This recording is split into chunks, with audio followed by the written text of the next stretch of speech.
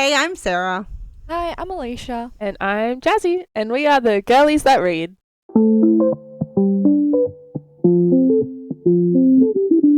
So today we are doing our first series deep dive, and we are doing The Kindred's Curse by Penn. We have Spark of the Everflame, Glow of the Everflame, and Burn of the Everflame. Which No. It is Heat of the oh Everflame. crap! It is too. Burn isn't is coming out yet. soon. I'm excited. I'm very excited. I cannot wait until that is published. Yes, because I think I can say for all of us that this series is top tier. Mm-hmm. Definitely the best book club pick so far. And our book club has not been around for very long. And honestly, the competition has not been that high. Well, someone else So far. just keeps winning whenever we spin the wheel. Yeah. I've won twice. We've done it 3-4 times at max. Yeah. I won twice. I won Spark, Yeah. which you're welcome. And then Yeah. Okay. We don't talk about Deadly Education. We've done that episode. Yeah. We're moving on. Yeah. And if you haven't watched it yet, you should. Yeah, go watch that shit show. Not really. We have some very strong feelings, but we're not talking about that today. We're talking about Kindred's Curse. It's going to be good vibes all day. It will. We obviously will be talking about the things we liked, the things we loved, the characters, the plot. Some theories will be coming our way, no doubt, from Alisha, because she loves those plots. And there will be, I'm sure, some moments where we do discuss things that we didn't like, because let's be honest, no matter how much we love something, there are always moments that we might not enjoy or we disagree with. I have one major red flag, not about the plot, but there's one red flag. If you know, you know. I'm not going to say anything more right now, but we will get into it. is he a person? I think that gives it away. I think we all know what I'm talking Yes. about. I think we all can agree. Yes. I was just going to say. Yeah, he's alright. No. No, I was just going to say. This is not a kale incident. No, this is definitely an adult book, and we are all adults, and I don't know how much of the conversation we'll get into, maybe from somewhere over here, but just keep in mind for any viewers that this is an adult book, and we will be discussing adult themes, possibly. Like death. This is the one, you can tell, the one who works with teenagers and has Yes. to be content appropriate warnings, whereas Yes. I'm just like, let's go for it. Yeah, but just so you know, if you do have little listening ears, maybe come back when you're 18 plus. Okay, Anyway. so let's jump into our deep dive. We're going to start it off with a summary breakdown. We will be discussing spoilers. We will be going to go into everything about the series that we want to talk about. So this is not a safe space if you have not read this book. Come back once you have read the series, because we'd love to hear your thoughts once you've read it. But we're going to be discussing everything, whether it be little, whether it be major. This. Like, it's going to be a ride. And we're not going to really structure this in any way. We're just kind of just going to gab, and we're going to see what's going to happen, because I think we tried structure in the last couple of videos and we can't stick to a structure. We just go all over the place, and I think that's the fun of discussing things, though, is because we really are just having a discussion. We're just talking things over, laughing, making stupid comments, just having a good time, because that's what we're here for, is just to have a chat. It is a fantasy romance series that follows Diem Bellator, a young woman from a humble village in a world ruled by the Descended, their cruel offspring of gods. When her mother mysteriously disappears, Diem is thrust into a dangerous realm of Descended royalty, uncovering secrets about her past and a prophecy that could alter the fate of the realm. Ooh. As she navigates political intrigue, forbidden magic, and a brewing rebellion, Diem becomes entangled in a complex web of alliances and enemies. This series includes a slow-burning romance, enemies to lovers, Just say the sentence and then I'll say the word for I'm you. actually going to do that. Diem becomes entangled in a complex web of alliances and enemies, including a slow-burning enemies to lovers romance with the enigmatic Heir Luther. Thank you, Jazzy. You're welcome. Because I can't speak. I was going to say, obviously there's 3 books out of the 4 of the full series. So book 1 I felt was very like general world building, and it was understanding the characters and their motivations. We found out about the rebellion and the mortal cause, and there was just so much foreshadowing in Spark, which then really sets up the whole series, but you don't realize that until later in the series when events happen. Anyway, so that was Spark. Then we had, what was it, Glow, which was my favourite of the series, but anyway. Yeah, mine actually. Same. I will agree on that. So far, mine's has been same. I like Heat. That's when chaos started. That's fair. That's fair. When the death, Yeah. and the destruction. The Fortress Kingdom. It's all vibes. It's all vibes. Yeah. So then we get to Glow, and we've finally found out, like, book 1, all about the mortal cause. Then we're like, okay, here's all the descended cause, and here's all the allies, and making, like, her found family and her inner court, and all the, like, court politics involved in that, and all the, like, so much strategy and planning and all this fun stuff which happens in book 2. And then I felt like book 3, Heat, was very much, okay, so we've explored the humans, we've explored the Lumos descended, now let's go and explore all the other realms, almost, and then almost like all the other realms, and then their politics and how their rulers rule and how they treat, like, mortals and their alliances. And then anyway, so I felt it was very well plotted, the whole series, to then open up the world without being overwhelming. Yeah. I do think, though, with this type of world that she has built, that Penn has gone into excruciating detail working it all out. Before even starting. Yeah. Yes. Because, like, at the start of the book, like, when you're first flipping through, you get a map, and then you get descriptions of what each realm is like. And it's very much setting you up to so that you can really understand everything that's going on. Because when you do get into the nitty-gritty of it, there's so much happening. So much. And trying to keep track of them all, I will admit those first couple of pages were a godsend. Yes. I was flicking back and forth. Yes. Going, okay, which one are we at now? Okay, this is where we are. And like tracking it as we went. And it was so helpful. But it helped as well because all the different realms have different physical distinguishing features of the descended. So they have all their different eye colours and, like, I think it was hair colour as well or something. Anyway, so they all look different. But then while all of their descended across the realms look different, the mortals look different as well. Yeah. As in just the mortals as one group, because they just, is it like brown-eyed, like brown, dark hair or something? They generally have brown eyes, yeah. Yeah, and so it's like, well, if you looked at someone and they're introduced as a new character, you didn't have to spend the next, 20 pages being like, well, are they mortal? Are they descended? What realm are they from? You can kind of figure out their backstory and where they grew up, or who they're aligned to because of their physical features. Yeah. Which I found was quite interesting. Yeah. It kind of made it almost like, it's meant to be like one continent, but it's kind of like how in the world you go to different continents and people in that continent look a particular way. Yeah. And it's the same thing with every realm. How many other? Is there 8? 10. I was going to say 7. I was off. Okay. So there's 10. 10th missing one. Oh, yeah. Oh, that's right. Okay, so technically there's 9 realms shown. Yeah. But that is a hint from. That's a spoiler from Heat. From Hey, Heat. We need the disclaimer. Yeah, I know. So there's so a 10th hidden one. They knew that, like, from before, that there was 10. What, didn't they? I don't think they did. It was, like, not. Like, they always knew. I feel like there was hints about it. I don't think, but in, like, the history, because DM makes a lot of comments throughout the series that the histories are very limited. Yeah. They don't have any. So basically what happens before the book, kind of like as a setup for the plot and the story, is that the descendants were not initially the rulers of the realm.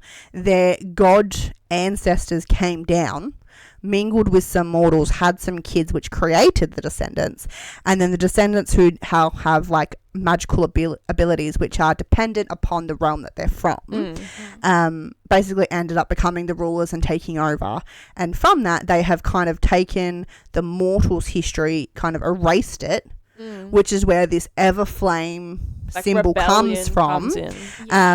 Because the Everflame is like the mortals' original, I suppose, creation story. Yeah, I guess so. And so that's all kind of been erased from history, and the only history they kind of have limited access to is what the descendants want them to know. So there's a lot of uncertainty about what actually happened, and a lot of propaganda for what they want the mortals to know. And I think it's said that, like, in their schools they don't learn everything. No, it's very controlled, and so DM, well, like, her mum obviously didn't want her to know about descendants, so she didn't. But also, it's not like she learnt stuff in school.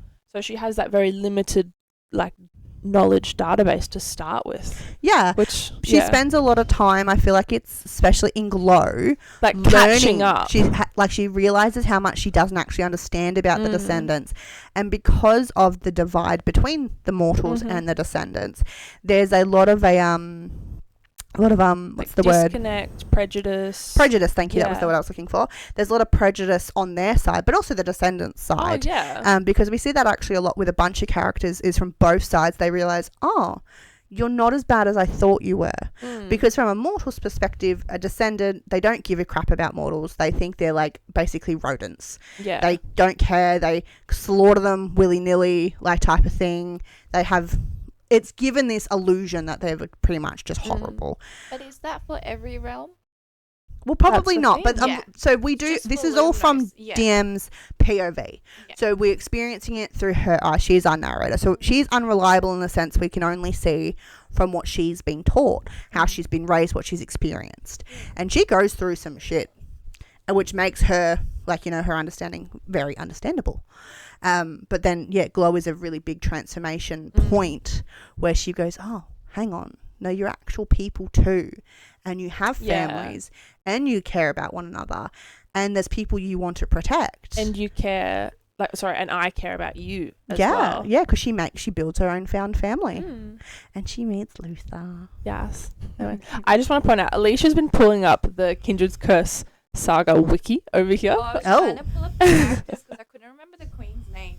But we're past that point of the conversation anyway. That's fine. we will circle back, no doubt. Probably. But also, there's so many of them. Like, that's one another thing I was struggling with. There's so many characters. The queen's name, Arborist or something, because I think, like, not only was the distinguishing factors about the different kingdoms provided from the environment, but also from the names of the kings and queens, because Arborist gave me Artemis vibes, which was god of hunt and animals and fauna and flora and all that stuff, and she's the queen of that. And like, I feel like there's some connections, but also we find that in here, like, Penn has definitely taken a lot of inspiration from Greek mythology.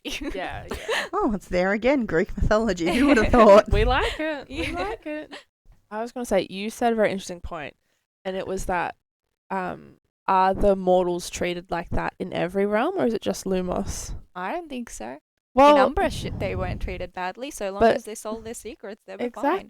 But the descendants were treated the same so long as they sold their secrets. So it's kind of equal. But there was... It became, I suppose, with that, is that every realm is different. Because there's one realm where mortals are completely banned. They're not allowed to even pass through. I was going to say, I can't remember what it's called, but if they cross the it's the border. Thank you. The border. They literally, like, get incinerated. Yeah, it's the desert. The desert realm. one. Igneous. That's maybe it is. That actually they had fire. They had fire powers. Yeah, no, but she was traveling at one point with, you know who, Henry.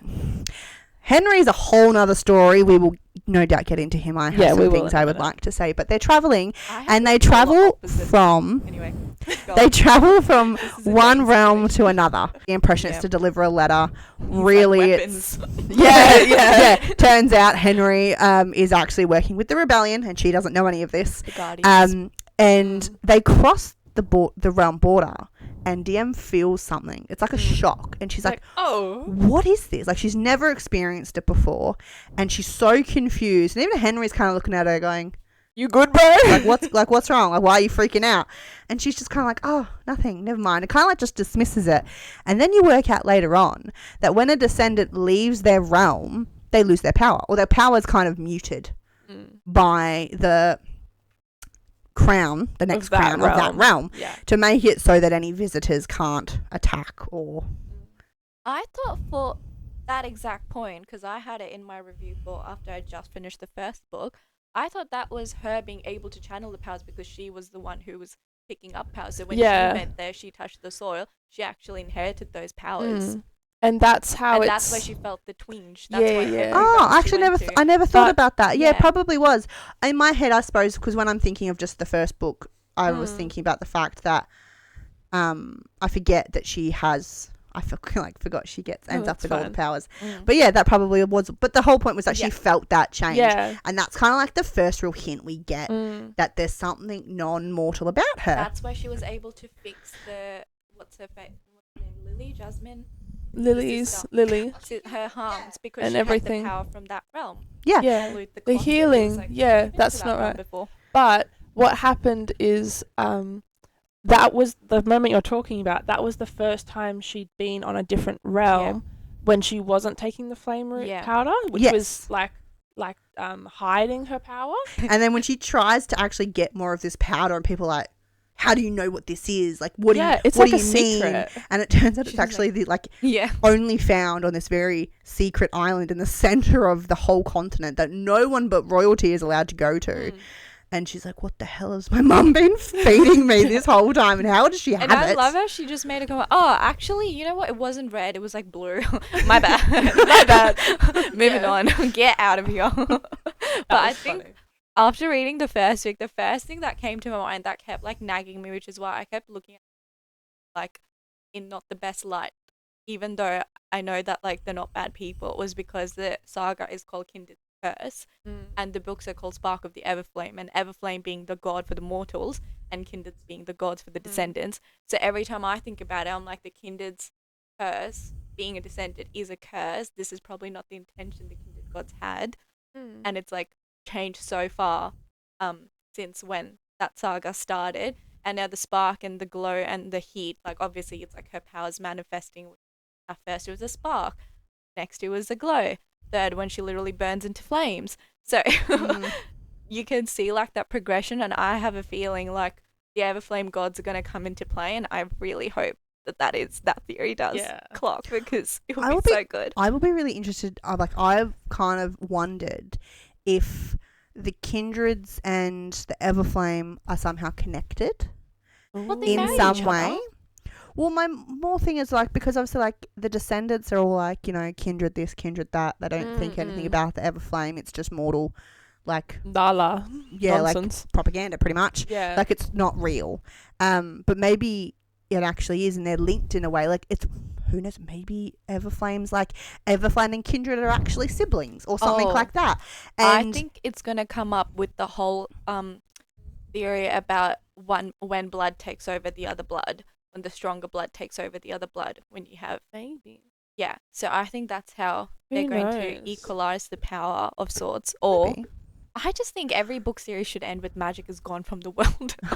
Everyone is now I also do think though that I feel like the ending will come to a point where it'll be about unity between everywhere. So it will be about unity between all the realms, because I don't really remember, like I think there were different kingdoms in the mortal realm initially, but it wasn't divided up into these particular realms until the Kindred took power. And so maybe it'll be about the continent unifying as one realm. Well, and I think because the prophecy says, give him our gift, daughter of the forgotten. When the end has come and the blood has spilled, give our gift to my faithful heir and tell him this is my command. I think that DM takes all this power, unites the kingdoms, because she has she's representing both the mortals and the descendants, and the faithful heir is Luther, because he was like also saved by the luminous goddess herself, and she's appeared to him on occasions.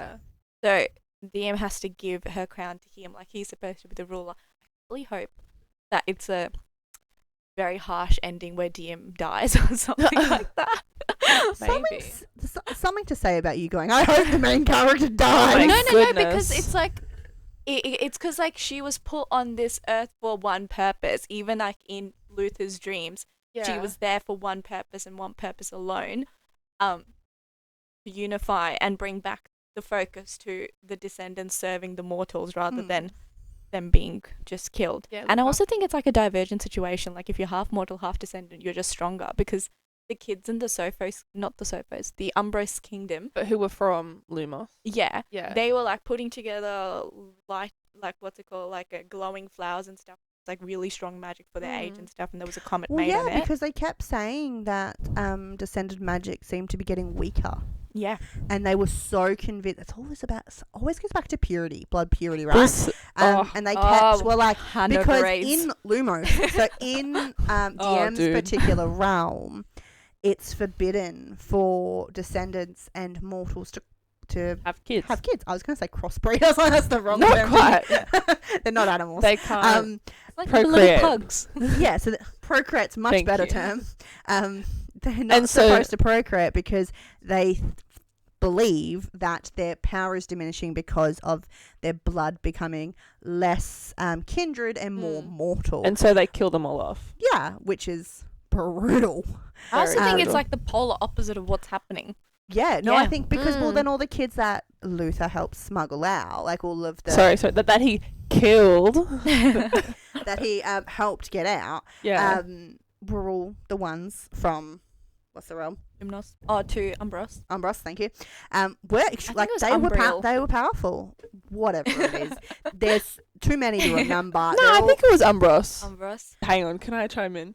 We are discussing the Kindred's Curse saga, but as we're discussing, I'm like, oh my gosh, this reminds me so much of Powerless, which you guys have not read. This Nope. reminds me But- of Shepherd King. You I'm need to read it. I'm gonna be honest. Powerless is not high on my to-do list. It's not. Nah. Controversial opinion. Okay, here we go. Henry. Go on. She wants to start off with violence. Okay, let's go. I don't agree, of course, with the whole cheating-ish debacle, but like, I mean, DM was pretty guilty as well within that, so I have something to Whatever. say on that later. I do too. yeah. So although like she never accepted the proposal, but like because of familiarity, she wanted to keep Henry, and that's why she kept baiting, like, you'll be king. You'll be king. Come here. Come here. She did. And he's just like, kinda did. I'll be king. I'll be king. But I think, and this is the same opinion I had for Dane in Fourth wing. where Violet and DM both have been incorporated and taken into the family of, for Violet, the rebels, the rebellions. Was that the one? Yeah, the rebels. There's so many rebels in different books. Oh, And in this. this That one was by the the Guardians. Was it marked? Yeah, the marked ones. Yeah, Whatever. yeah. And in this one by the Guardians, and Henry has seen the violence firsthand of a child being murdered, although by not who he thought it was. By Aemon. Yeah, but regardless, like if that's his that's what he's seen, that's what he's grown up with, and that's become his purpose in life, to defeat the descendants.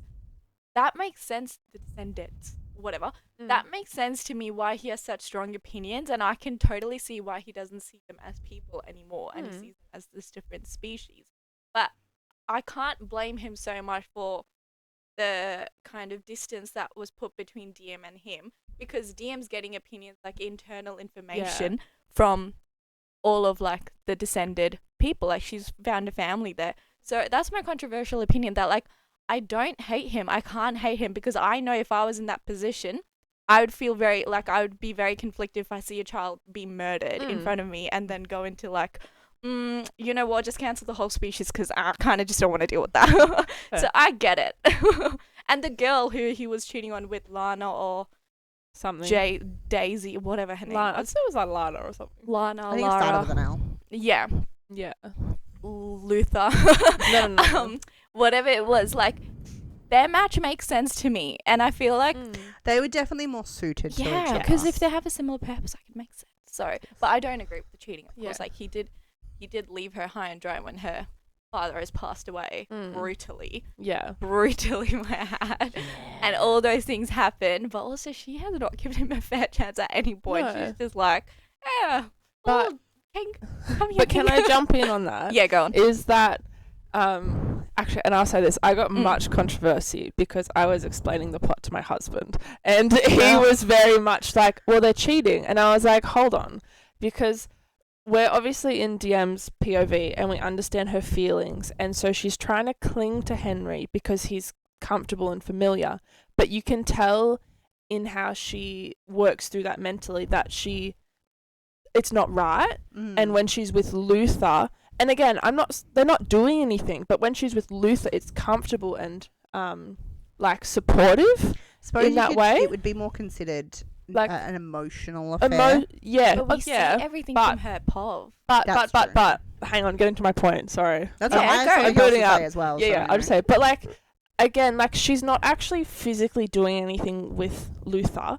even though she's like oh, like, I like him and that's weird. And so, like, she's working out all her feelings without doing stuff. She still respected Henry, I found. Like, as in, she wasn't respecting him in telling him of her changing opinion with all the politics and the war going on, but she didn't act on any feelings, like, with Luther until she's like, I need to go back and see Henry. She constantly goes back to his house to try and talk to him, and he's not there. He's off doing rebellion stuff with the Guardians.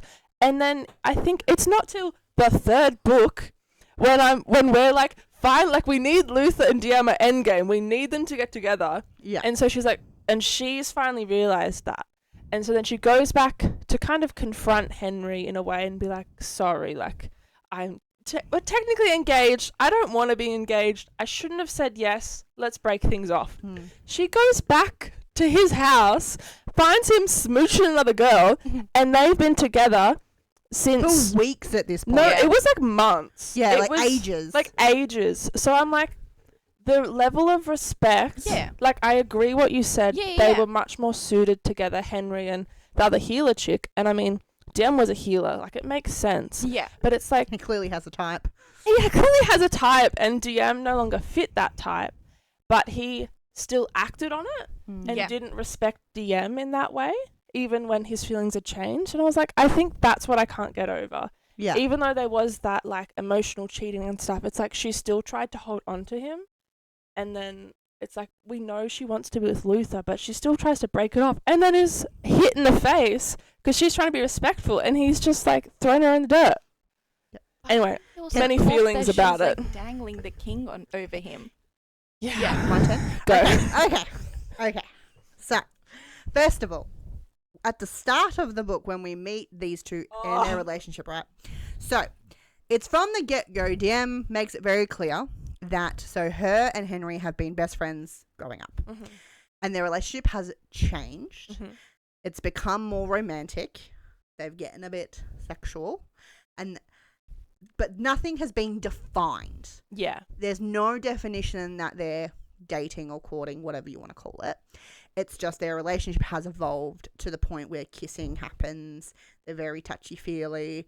Emotions are kind of bubbling. Don't they?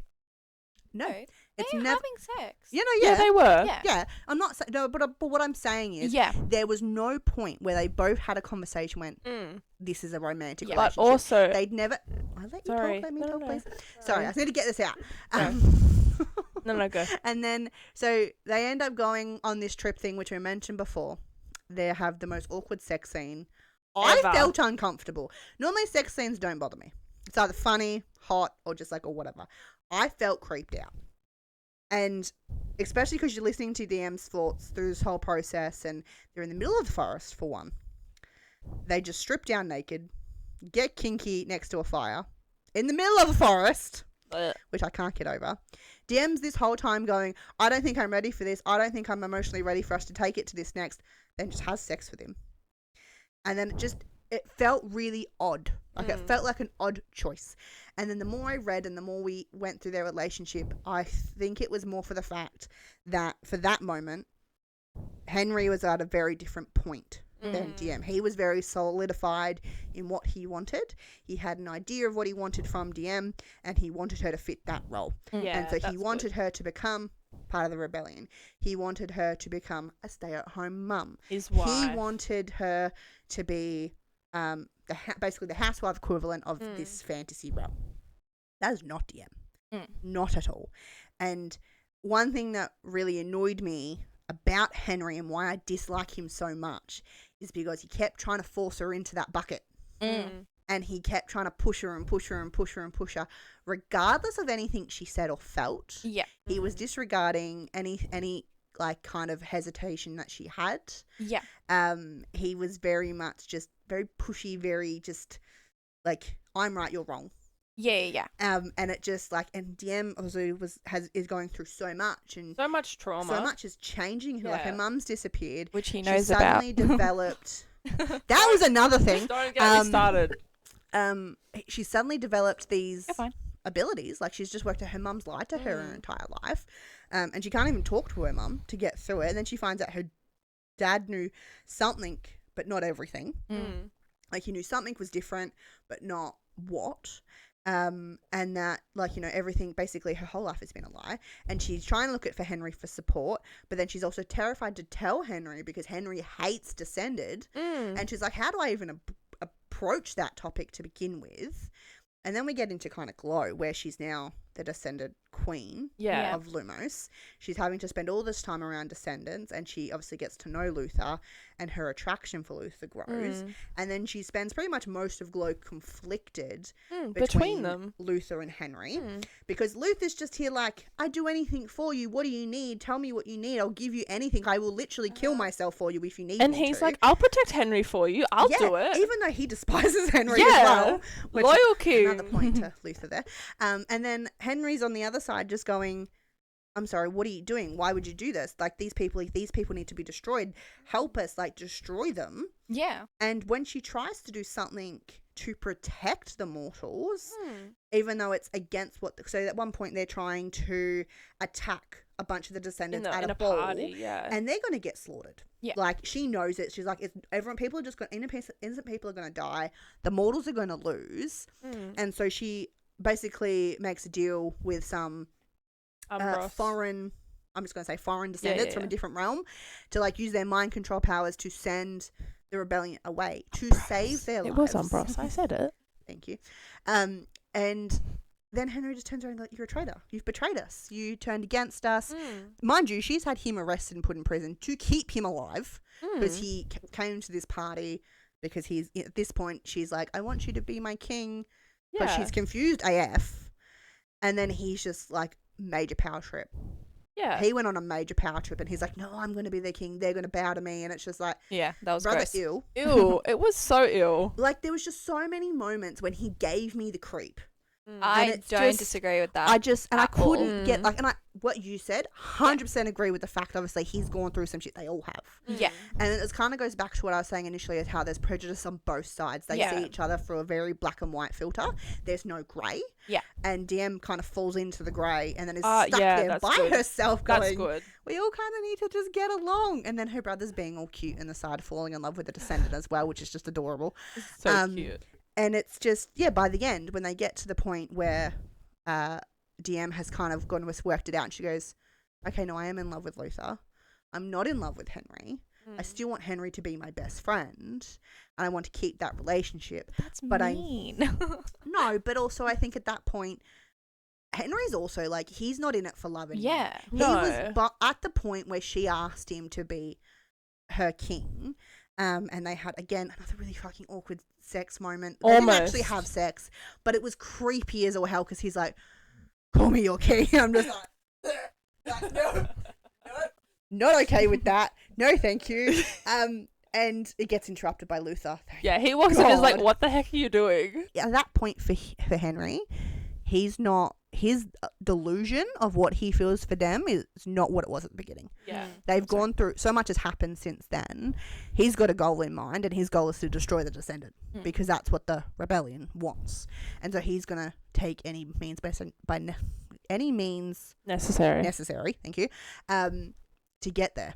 And when she's like, be my king, and he's just like, imagine what I could do as king. No worries. And he goes on this major power trip. Yeah. And then he just kind of loses himself. She knew he would.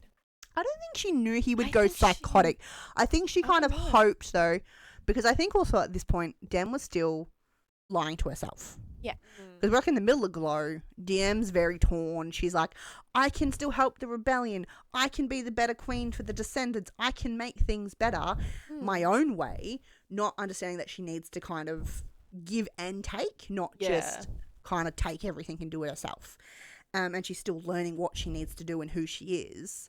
So she's trying to please Henry, to not lose him completely, while also not realizing what it's going to cause. But then when she realizes what she has caused, she goes, oh, I screwed up. Like, she goes, I fucked up there. I shouldn't have done that. Yeah. And I think it's one of the, it's just part of her journey, obviously, of growing and learning.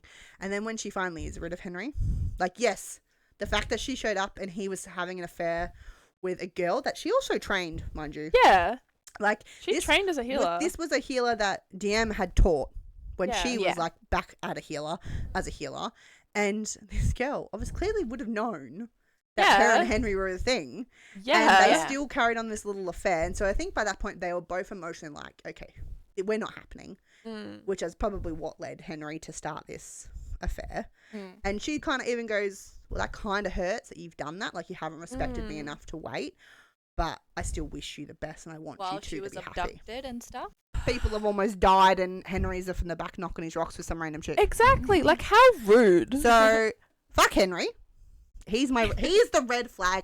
No, but even with Henry's character, like, I agree with, like, obviously, like, he's not the kind of guy I would ever respect as, like, a friend or a boyfriend or anything in between. Or how about a husband? Might as well. How about a king?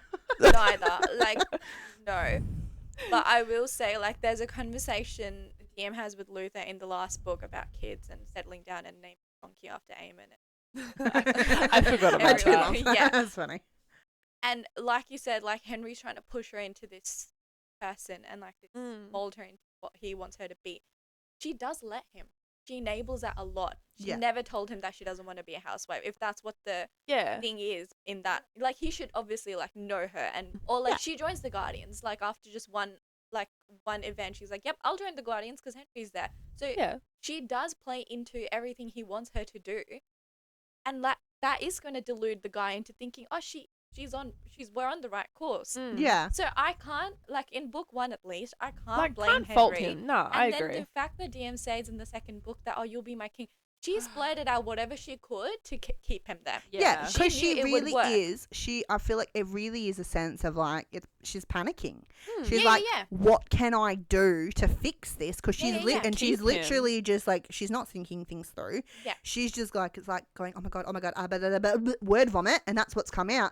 And she kind of even goes, oh, I shouldn't have done that. Like, why have I asked him that? And she spends... I don't even want to marry him. Why am I... Yeah, because he'd asked her to marry him twice before this ever got, like, the king thing ever got brought up, and she was never given him an answer. Because I think, like, she was so conflicted. Yeah. And she does go, like, that conflicted state, I think, lasts for pretty much about maybe until halfway through Burn. And when she finally finds some footing and she kind of goes, I know what I'm doing. Like, well, somewhat. Glow. Well, doesn't it happen more in Burn as well? No, Burn isn't out yet. Oh, for goodness sake. Heat. No, she... I think I've done that this whole time. I keep saying Burn, not Heat. So when DM tells Henry in Glow that you'll be king, to me, that was accepting his proposal. And I think she said yes at one point beforehand. I can't remember specifically she said yes or not, but to become king, you have to marry the queen. Yeah, obviously. And that was her accepting the proposal. So it wasn't just a power trip of, like, you'll be king. It was like, I accept you. Yeah, you. What you represent, the rebellion. Exactly. Yeah. So to me, that moment was so much more important for Henry than we let it on, because we are seeing everything from DM's pop. So I can totally see, like, I'm not justifying Henry's actions whatsoever. But I see where his head was at the whole time. We can understand him, and I think that's why, like, very well. I don't see. I'm not saying that DM wasn't at fault in a lot of these parts, although her world has been flipped apart. But it doesn't justify you accepting a proposal and also offering kingmanship, within, like, seconds. And I don't think there's anything about her decisions that would really make sense at all. Yeah. And I don't think it's supposed to. Yeah. I think it's definitely supposed to be that point where she's, she feels like she's out of options and this is the only thing that she can do. And it's not justifiable. It's going to confuse anybody. And she's confused by her own actions as well. But that's why I still hate him. I do. Yeah. Oh, I'm sorry. He just infuriated me from the start. Like, it was one of those characters I went, oh, you're a good character. And then I started to hate him. The second he opened his mouth, I was like, shut this motherfucker up. Hang on. But, sorry, can I interject? But, like, we understand him, and I totally agree with you. But also, because we understand him, like, I can't hate him, but also I can. Because when they were in the forest, can we bring up the wolf bit? Oh my gosh, yes. You tell it. So look, so they've had sex, that really awkward friggin' sex scene, right? And then at the start of Spark, she wakes up in the middle of the night and hears something. Wait, they're both naked for reference. Oh yeah, they're still naked. They didn't get redressed after sex. No. They were still naked. She wakes up in the middle of the night, hastily hears something. Hastily pulls some things up and is kind of like, what's going on? Like, what's that? What can I hear? Kind of stumble, like walks a little bit away from the camp. Not so far that you can't see the camp. but far enough away that there is distance, right? Yeah. Anyway, she is approached by a wolf. Like this Full-on massive wolf. Intending it's gonna freaking kill her. Like it's there to eat her. And her powers kind of manifest. She dissolves the wolf into nothing. But like this wolf was growling. Like it was full in an attack mode. She was like freaking out. Like what do I do? Dissolves the wolf. Turns around. Goes back to camp. Henry's still asleep. Yeah. And I'm like, I'm sorry. You would hear that. No, but he says Do because they know? I feel like when my dad's asleep, there's no. Do anything and nothing's gonna work. No, let it. Sorry. It's stated. She comes back and she's like, "Was that real? Did I imagine it? The wolf's gone. It's not like she like stabbed it, killed it, and it's there." Yeah, she was confused by what had happened because she doesn't know, know what about her and powers at this point. she's doubting herself, and she's like, "Did that happen?" And Henry's like, no, yeah. He's like, no, yeah, it did. I heard the wolf growling. So he was laying there, heard the wolf growl, did nothing. Well, she's like freaking out, I'm about to die, and then comes back and goes, no, it was there. It's like, you were awake the whole fucking time. What the fuck were you doing? Yeah, like that's crazy. What did he not know she's in trouble, or what was his thought process? Well, in my head, I was like, that motherfucker's trying to get her killed. Exactly. I'm like, excuse me, you just fucked this woman in the wood. Why the hell are you now letting, like, it could not have been that bad of sex. I'm like, you were the awkward one, not her. Oh my god. If anyone has a reason to complain, it's her. But you cannot tell me that he didn't know that was happening. It was like he knew, like, my theory at the time was that he knew there was something more about DM. He knew about the flame root powder. Yep. And so it made me wonder, did he know more, like, or did he at least suspect that there was more to DM than just being mortal? Because those type of actions seemed odd to me. Yeah. But it also could have just been one of those things that was not thought about when Penn was writing it, and that's just what's come out, and then we're just overthinking it. But that is the original thing that set me off with Henry. And thank you for reminding me. That's like one of the first scenes between just them. And so it's like, I can understand where he's coming from. But like, what a coward. Yeah, literally going to let the woman you love and that you want to marry get eaten by a wolf. I'm sorry, what? No, I'm not saying that I justify I his actions. remember messaging you going like, what the fuck was that? Yeah. I was like, excuse me. Yeah. It was so rude. I was filthy. And then the more it just went on, but no, I'm sorry. So with that, Henry, obviously, I think we can all agree that DM's signals to Henry were confusing because she was confused the entire time. Yeah. So we understand his decisions, not the wolf thing, but every other decision we understand. He's just not a good partner. Not for period. her. Not for her. No. I don't know if he's a good partner for her, like the other one either, but he's like, who knows? He's not a good, like, he's just not good. No. But he's also served a purpose. He's definitely pushed DM. I think his main role was basically being to help, like, to basically tear DM apart, and for her to kind of what are your priorities? Yeah. What do you value? It's an element that Penn's used to try and really push her, and I think it worked really well. Oh, because for sure. in the end, but also Penn, if you want to kill him off in Penn, I would not complain. Let him get eaten by a wolf. Like, do you want, let's jump on something fun, like Taryn. Taryn gives major Brody vibes. Brody vibes. Bodie vibes. He does. He's just such a Riddick comical relief, but also, it is Riddick. Zayden's cousin. I mean, they are cousins. I'm sorry. They're cousins. Reverse. Let's talk about Taryn. Riddick. Yes. Major Riddick vibes. I appreciate him. Obviously, he's such a good, like, friendship character, and like he asks the hard. He He literally turns to DM at one point and goes, DM, when are you and Luther gonna fuck? Literally is what he asked, and I was like, everyone's thinking it, and he just says it, and it's beautiful. But he makes such a point. I can't even remember what he says, but he's like, either do it or don't. Like work your shit out. Yeah, like you've got to work yourself out, because Luther's got enough stuff he's dealing with. But also, because he gets none asked of his here. business. She can't even control her powers at that point. That girl is about to die in a challenge, and this guy's one about her. He's probably thinking, if she's gonna die, then may as well have sex now. But like, that's so rude of him. I was actually so mad at him. I was like, what do you mean? Oh my God. She can't even channel her power. She's probably gonna die in the next 2 days, and you're out here Yeah. just caring about his feelings. But Like, relax. Talk about comedic relief though, because Yeah. like it's such a tense moment because she's like, nothing's working. Yeah. And it's just like the timing is just perfect, It is and it's funny. so funny. My first reaction was like, none of your business, bro. Nah. Shut Yeah, up. Seriously, I'm like the fact that the characters are asking the same damn question Yeah. says something. It does. Like, Yeah. I'm like, at what point was Penn even like, okay, these two really got to just get on with it, like hurry up. She said slow burn. She did She- actually. She promised slow burn. Actually, I haven't listened to all of the Fantasy Fangirls podcast, but their first episode for Kindred's Curse, they Yeah. actually interviewed Penn Cole, and she Yes. talked about how in Spark, there's that kiss between DM and Luther at the end. That wasn't meant to be in the book. Yeah, whatever happened in there. But it's like, she wanted the slow burn to be more slow burny. I'm like, girl, I'm enjoying this. But like, at least they kissed in book 1. I feel Heat, like they heat. declare alliances. When he pulls out the compass.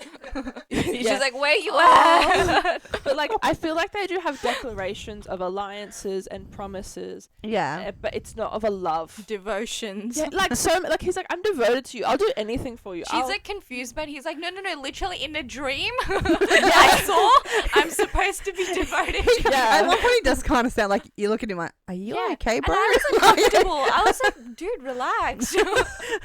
It's like that type of devotion is Yeah. intense. Yeah, that's why I said like, now Zayden's my man. At least he like fights back. This man is just like, God willing, it's you.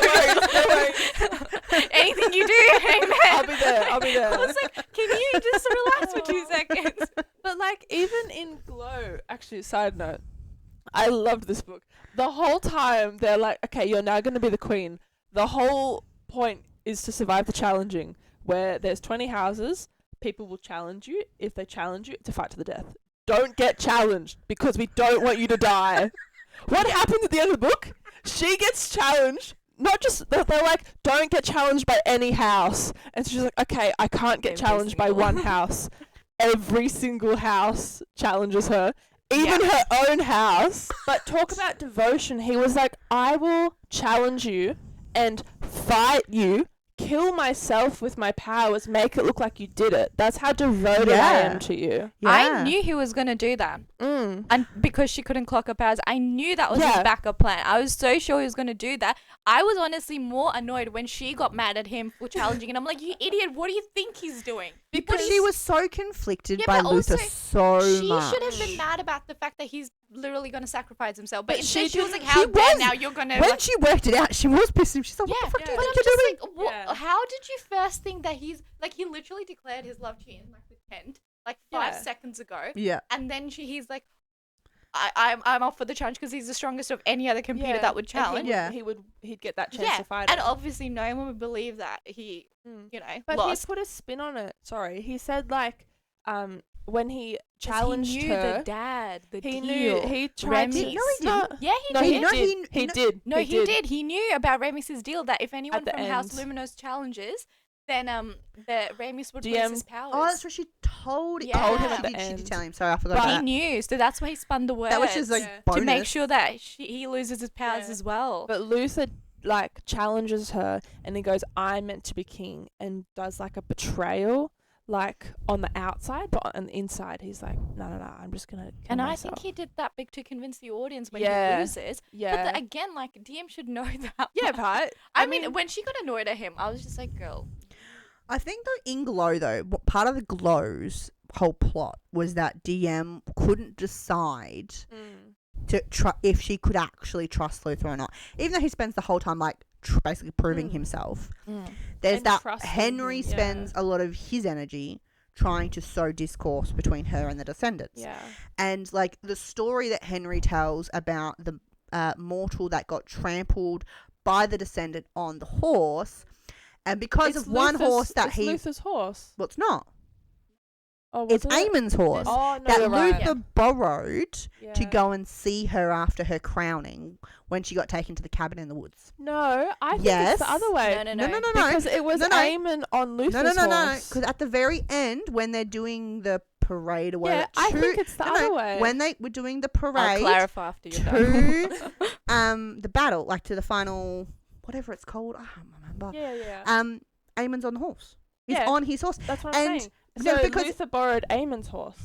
that's what I said. Yeah, I'm agreeing with That's you. not what you said. I was agreeing. Sorry, it took me a moment to work it out. So in my because head. so Luther borrowed Aemon's horse that night to go to DM, and so when she saw the horse, noticed the silver, and went, "You're the descendant that trampled the boy." Because it's your horse, but Yeah, but it was actually yeah, okay. very Aemond. Aemond is just trash. Also, opinion. No, but anyway. I was the one who was like, Aemon's going to have a redemption arc. I still want him to. I do too, but he's also an asshole. Yeah. Because of his dad.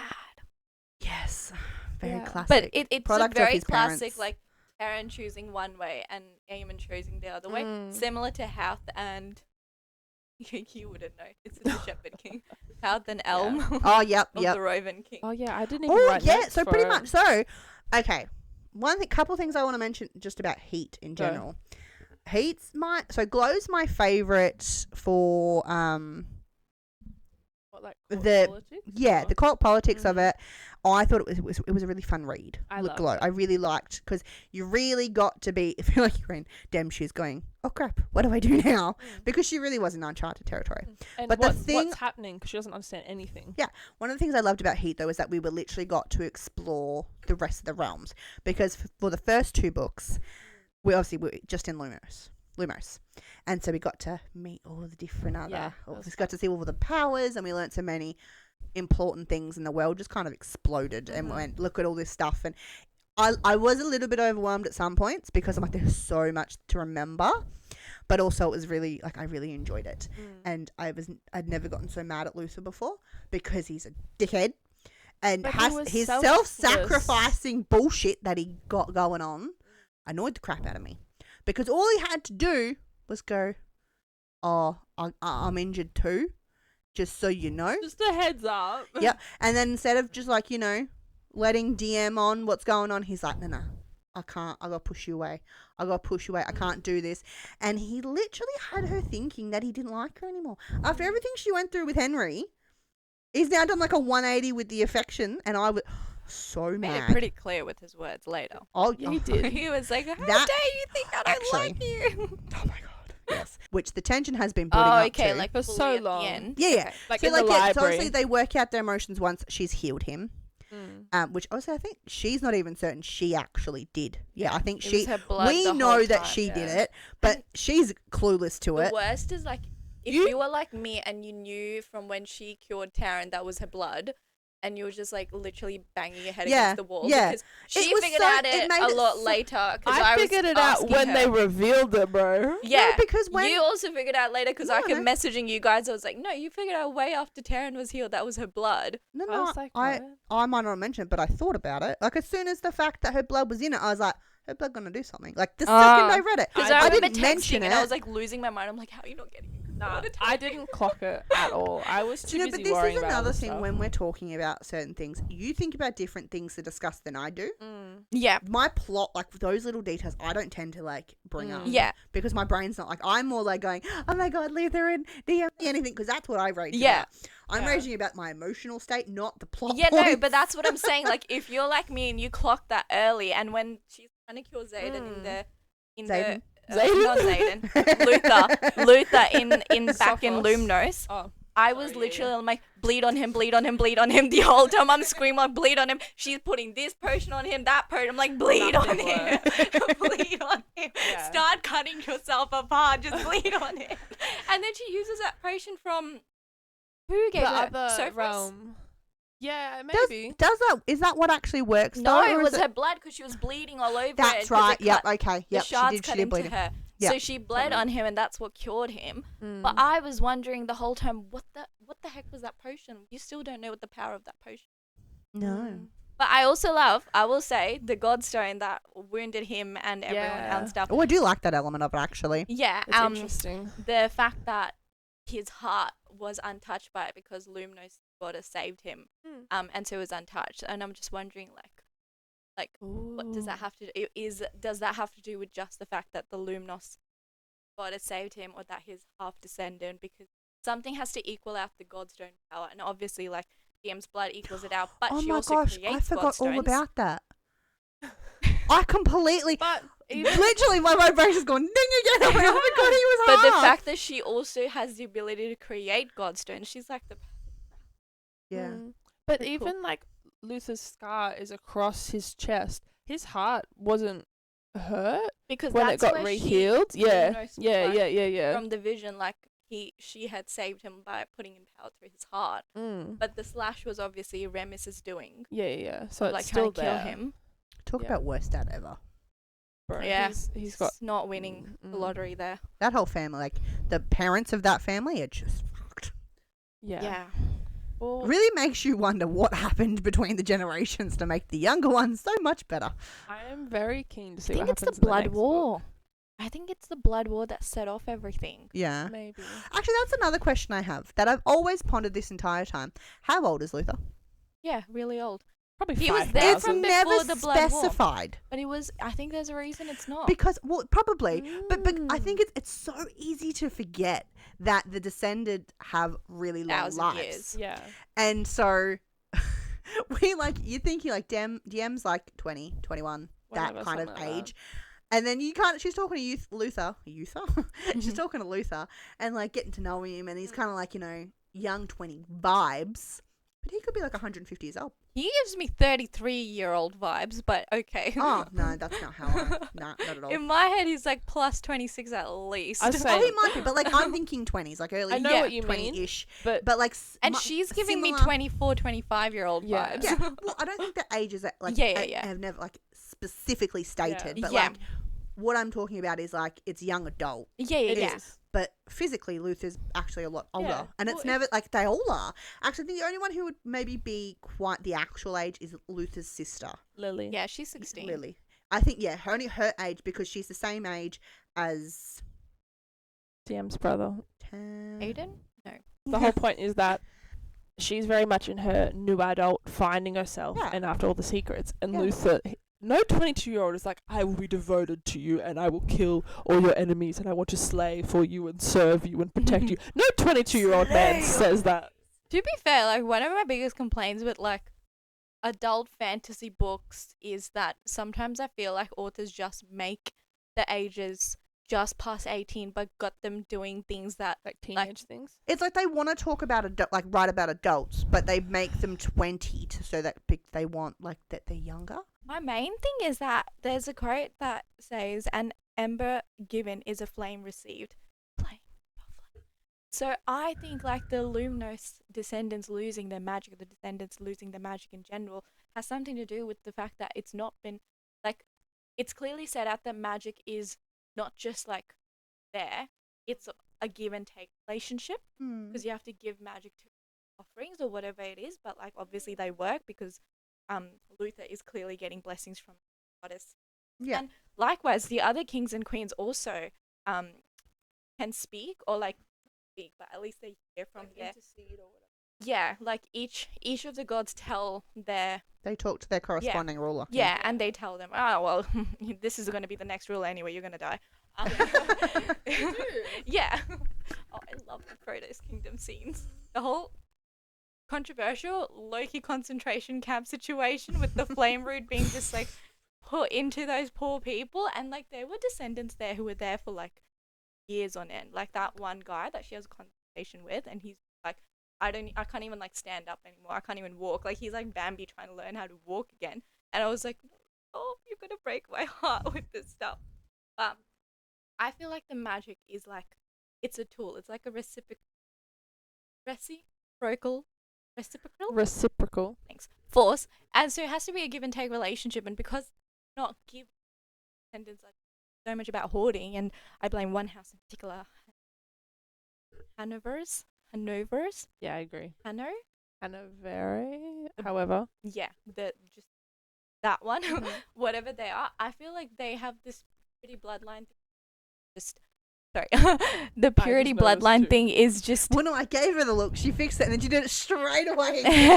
is weakening and dampening their powers. But I wonder if the other realms are having a similar issue or not, because I don't think they are. Because, for example, with the Umbros kingdom, like yes, they take their thoughts as currency almost, or like their secrets and memories or whatnot, but like they let them have everything else.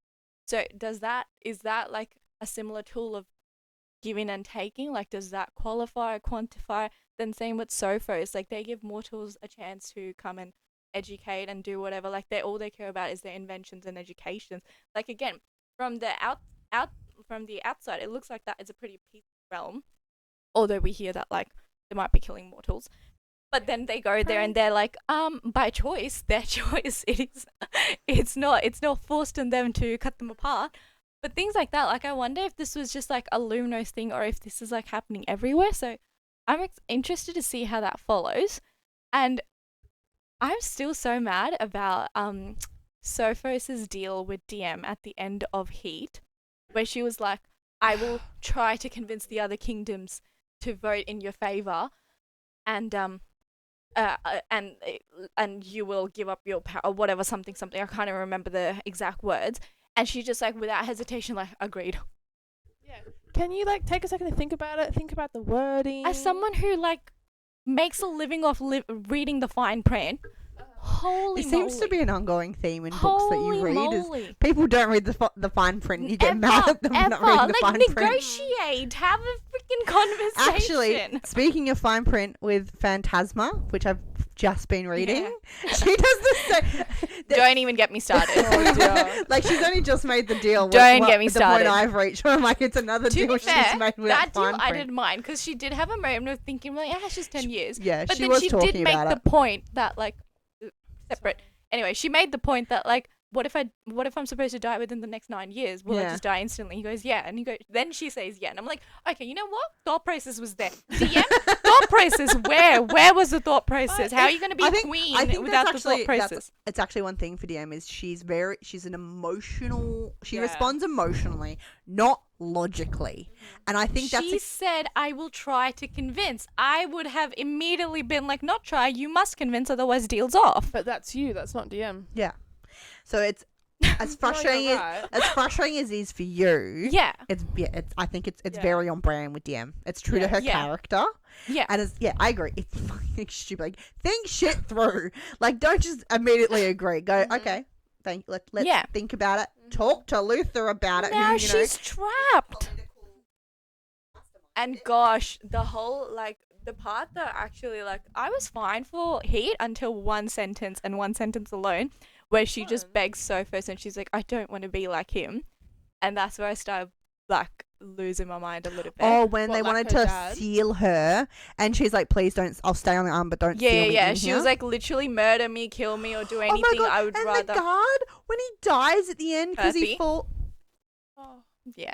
God, actually, I cried more. And he gave Is his it life sad? up for He her. made me cry. His death made me cry more than her dad's death. I was more horrified by her dad's death. I saw Her that dad's coming. death 'Cause obviously he was, was like, was mauled, like- brutal because he was like slaughtered. It was Yeah. But brutal. I think the emotional, Uh-huh. the fact that he sacrificed himself to Uh-huh. keep DM's brother safe, like because it was either him or DM's No, brother. DM's brother sacrificed him to keep Luther safe. Or was it Luther? Or Whichever something. way it was. No, he pushed Um, Perthy off so Luther can get on. Something. Wasn't it? I thought he like. Oh, I don't remember. And Perthy Yeah. accepted it. Yeah. And it was just kind of, and then she literally just dies in front of me. Just But like, can't let. She was also stabbed. But obviously Yeah. that's not going to do anything because it was a godstone wound. No, she'll just wake up. Fine. Yeah. But that moment where she goes like, too many thoughts. yeah, when she goes like, I don't want to be like him, like that struck something in me because I was just like, because his story, like the dad's story, the Forgotten King, which we believe is one of the kindred gods and the Forgotten One, because she Mhm. didn't freaking finish reading the transcripts in the Sophos Kingdom for some Yeah. whatever reason. But wasn't it so basically implied? Like, correct me if I'm wrong. This is what I remember. It was kind of implied that the 10th never reproduced with a mortal. Yeah. So there was no descended from the 10th Yeah. realm ever until Until DM. he bumped uglies with DM's mum and DM was born. It was yeah. Is that? Am I right? Yeah. kind of. I do think we as readers are assuming that he's the 10th kindred god. Yes. He doesn't have to be. It's not given to us. It's not told us. No. What we are yeah. told That's is what like. But that's like Yeah. kind of the assumption of what's been Yeah, explained the at this thought. point. yeah, but he could very easily just be like the king because during the blood war he was put into the. Yeah, he was been sealed. Yeah. Yeah, there for sealed. ages. Yeah, Ages. like no wonder he's gone insane. Yeah, And he wants Anyone revenge. would have gone insane Yeah, being of trapped in a course. room Yeah, with yeah, no one yeah. else. Of course. I can't remember, but I might be wrong. But I think it had something to do with him being chained to the Heartstone. Because that was he the only thing that was underneath. unbreakable. Maybe. But he was in a separate. Yeah. But He still was in a chained, separate like, chain. locked in by. But I think, wasn't it because with Deanne being trapped on the island, didn't they just reproduce what had happened? Because they needed her blood to seal her in. Yeah. So they've recast like the same spell that locked her dad in to lock her on the island. I need to reread this book. Yeah. That's what I mean, right? Like, it hasn't been that long, No. but Yeah. clouded. And Yeah. the 4th book is coming out sometime soon. We don't know Oh. when. Possibly this year, I we've heard. asked Penn Cole, and she was nice enough to answer me that. She told you. Yeah, no, she didn't give me the date, but I said that like I'm gonna have to wait a whole year, and I can't wait. And she goes, hopefully it's not a whole year. So I don't think it's gonna take. Like it's definitely within the next 8. It'll be in 10 this months year. max. It'll be this There's, year. Yeah. And there's so much coming out. Like, so many sequels. I'm so excited Yeah. for. But Burn will be number 1 on my list. Like, Penn Cole, if you're watching this, I cannot wait. Yeah. Burn is up We there. cannot wait. The Forgotten King's name, Ophiuke. Oh, yeah. I Ophiuke. just didn't I'm bother. not even going to attempt it. Yeah, Nah. That dude. I think I've cracked where Penn Cole drew Mm. the entire name and everything from. Ooh. I did all the research for this. Go on. Did you ask her? She did comment on my post though. So she did say this comment was like longer than everything else. She was like, this review is everything. Thank you so much for your kind words. I'm so happy you enjoyed it. The last comment I got from her was just like one sentence. But I'm like, I reckon I clocked what is going on. I just didn't want to tell you. Yeah. She's So like, I'm "Damn, just this going to girl can read my this. mind." This girl has no life. Okay. I'm just going to read this. So, Diem's blood breaking the Heartstone proves that the Descendants' rule was built on fragile foundations, and the realms are now crumbling under their own arrogance. The introduction of Ophiuke, the Forgotten King, completely reshapes the series' mythology. His symbol, the 10-pointed star, represents the completion of a spiritual cycle and the beginning of a new one, with its symmetry reflecting the balance of the universal forces. I think that will come into play, but not through him, through Diem, his daughter, with its symmetry reflecting the balance of the universal forces. The symbolism is seen across various traditions, including the Kabbalah, the paganism, and other paganistic traditions, probably none existing as a big tradition anymore. We could also draw a parallel to the biblical imagery of the star symbolized as a promise made by God himself about the coming of his chosen one, which will bring true peace, healing, and forgiveness to the well-fulfilled over Bethlehem. Thank you. That's the biblical imagery. And then similarly, Ophiuke's 10-pointed star suggests a new beginning, one that seeks to reclaim and reshape the world, fulfilling his promise he could have made when in isolation, at the promise being he'll destroy the descendants. And maybe he also gave an ember, small thought of destruction, and received a flame. With time, his small thoughts matured and festered into hatred and revenge. And then his name references Ophiuchus, the Greek constellation symbolizing Asclepius, the god of medicine and healing, which also ties into Aurelie being a healer and Diem being a healer. And Asclepius wielded a serpent which could either heal or kill, and it suggests that Ophiuke's power has the potential to either rebuild or utterly destroy, much like the dual nature of the venom as both poison and cure. The blood being can create godstones, but also can heal godstone wounds. And she healed. Which is the same as a serpent. It inevitably will come down to Diem's humanity. I also wonder if the serpent's analogy can be drawn back to. Let me read this quickly. Drawn back to the Garden of Eden, the serpent tempting Adam and Eve to sin, which leads to the creation of a new world, as in full world. Similarly, Ophiuke wants to create a new world. I wonder if Ophiuke was simply misunderstood by his siblings who punished him, and now he's using his talents not to heal but to destroy. It was suggested that, just like the half-mortal children of Lumnos, Ophiuke had been condemned to death for the sole crime of his blood. It goes on more and more. You can read it in my review. but I did a lot of research for this into different Alicia's religions. reviews are really, really good. They're And just long. like so much But thought. do you see, like, using the serpent, and it's like the dual personalities almost like Offer K and DM. One is using it to heal, the other is using it to destroy because the venom has the power to do either. It's just the wielder almost. I love the fact when people do that and they use those type of things and that symbolism, because there are people like you who love to find that stuff. To be fair, I do think the biblical stuff is a bit of a stretch, but the thing about Greek mythology, because I read too much of that crap,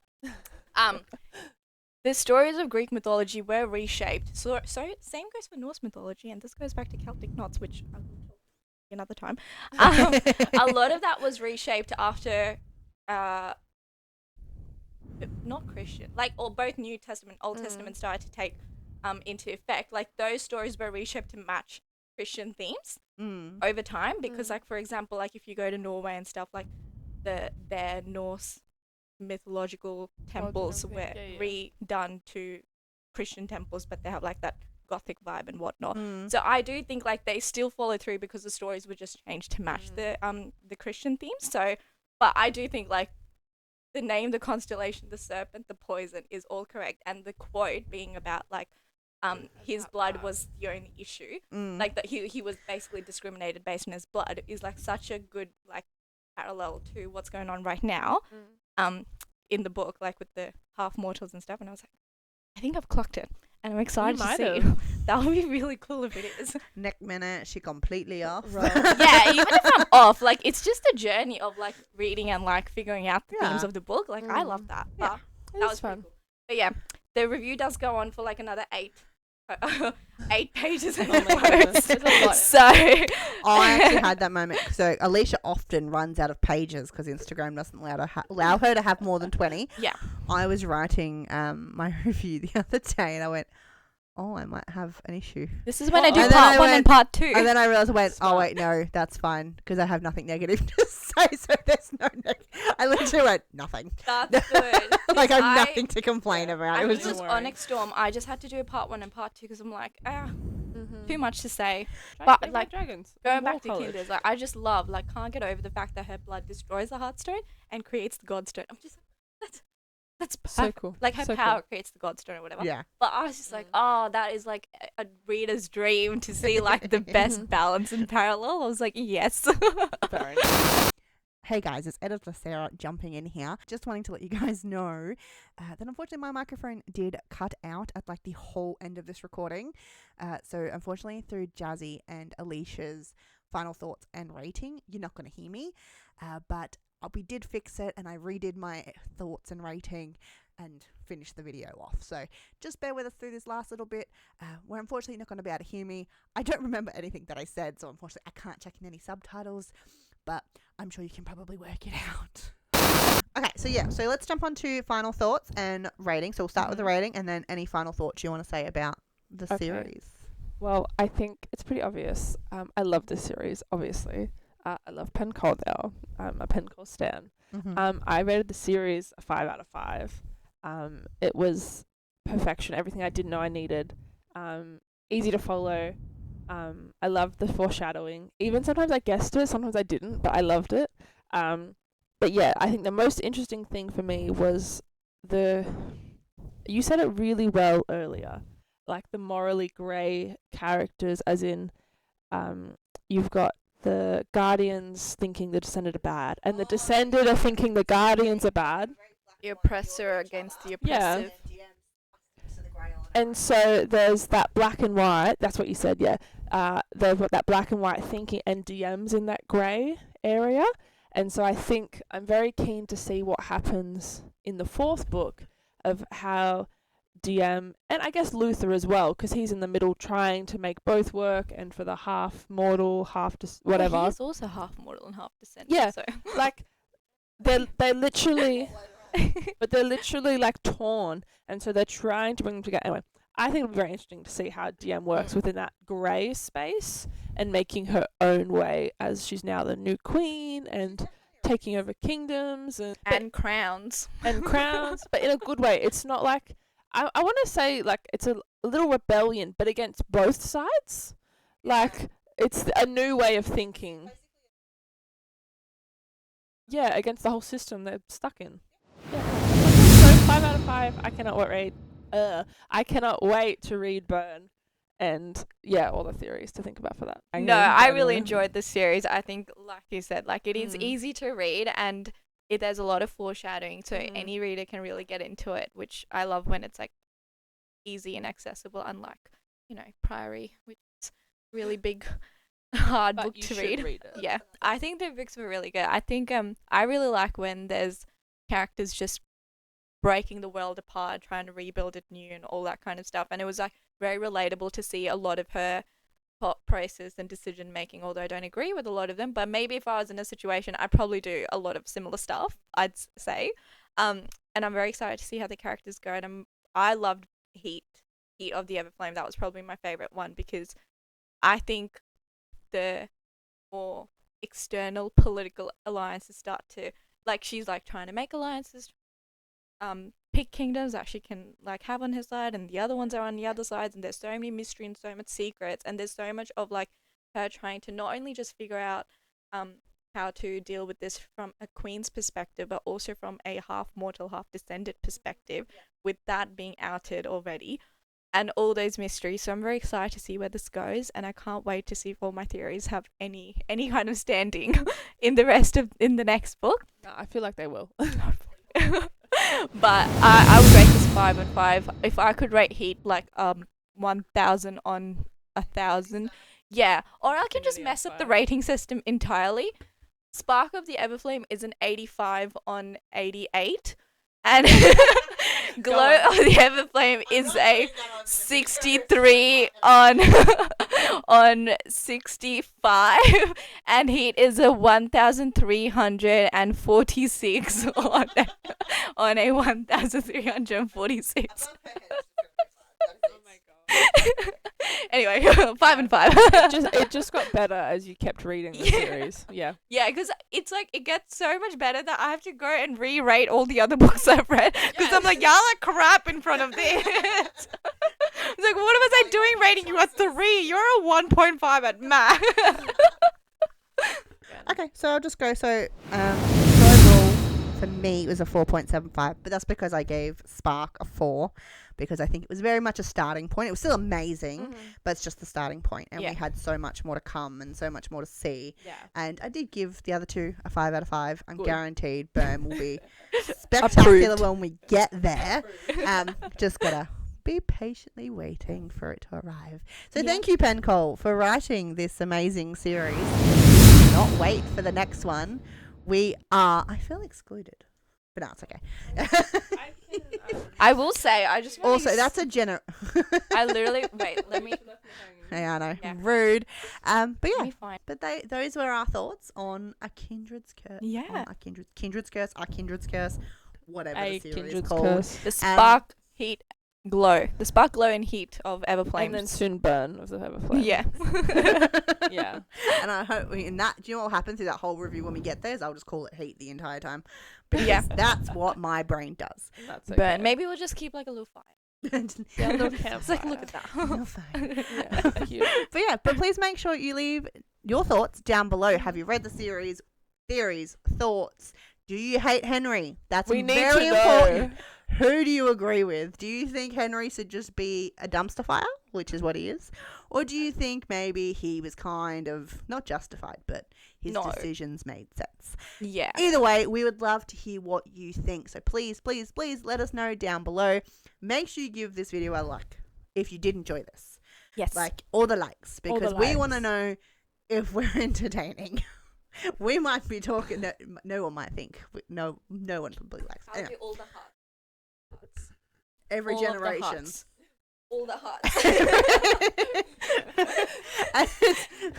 And also make sure that you subscribe, because we have a lot more coming your way. More games, more reviews. And if you do have any books that we have yet to bring up that you think that you want us to talk about, let us know as well. We'd love to hear those. We're always looking for suggestions to read. It might be something we've read. It might be something we haven't read. So we would love to hear about it. But thank you for joining us, and we will see you soon with another review. Bye, guys. Bye.